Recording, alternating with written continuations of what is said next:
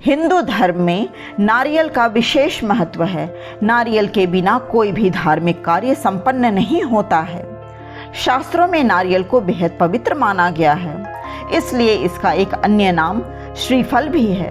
नारियल की उत्पत्ति के संबंध में हिंदू धर्म शास्त्रों में कई पौराणिक कथाओं का जिक्र मिलता है, जिसके अनुसार नारियल का इस धरती पर अवतरण हुआ है। परंतु क्या आप जानते हैं कि पूजा पाठ में विशेष रूप से प्रयोग किए जाने वाले नारियल की उत्पत्ति कैसे हुई है?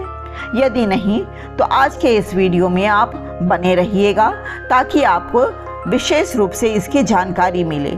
इससे पहले आप अगर मेरे इस YouTube चैनल त्रिदेव शक्ति में पहली बार आए हैं तो इसे अवश्य ही सब्सक्राइब कर लें और बेल बटन भी प्रेस कर लें ताकि मेरे आने वाले सभी वीडियोस की नोटिफिकेशन आपको मिलती रहे। प्राचीन काल में सत्यव्रत नाम के एक राजा राज करते थे। वह प्रतिदिन पूजा पाठ किया करते थे। उनके पास किसी भी चीज की कोई कमी नहीं थी।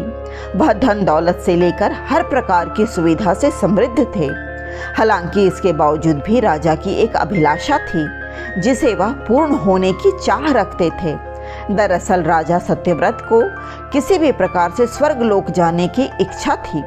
वह अपने जीवन में कम से कम एक बार स्वर्गलोक के सौंदर्य को देखना चाहते थे, लेकिन उन्हें इसका मार्ग नहीं पता था।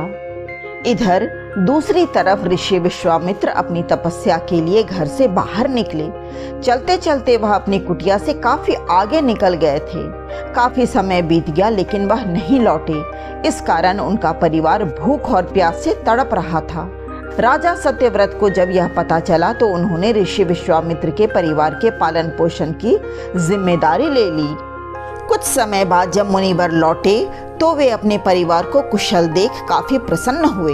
उन्होंने पूछा कि उनकी अनुपस्थिति में किसने उनकी देखभाल की। इस पर ऋषि के परिवार वालों ने बताया कि राजा ने उनके पालन पोषण की जिम्मेदारी उठाई थी। यह सुनकर ऋषि विश्वामित्र तुरंत राजमहल पहुंचे और राजा से मुलाकात की। वहां पहुंचकर उन्होंने सबसे पहले महाराज को धन्यवाद कहा। इस पर राजा ने ऋषि से अपनी इच्छा पूर्ण होने का आशीर्वाद मांगा। राजा की बात सुनकर ऋषि विश्वामित्र ने कहा, बोलिए महाराज, आपको क्या वरदान चाहिए?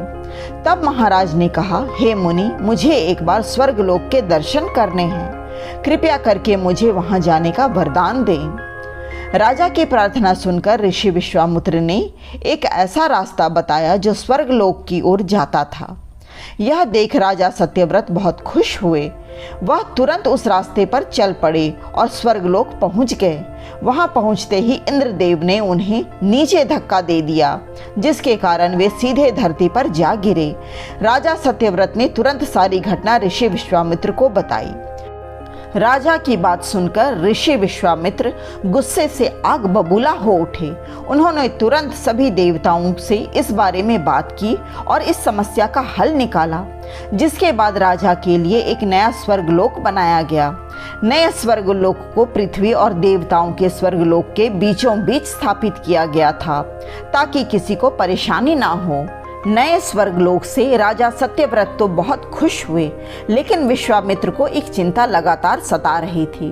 उन्हें डर था कि नया स्वर्गलोक कहीं जोरदार हवा के कारण गिर ना पड़े। अगर ऐसा होगा तो राजा सत्यव्रत दोबारा से धरती पर जा गिरेंगे। काफी सोच विचार के बाद ऋषि विश्वामित्र को एक उपाय सूझा।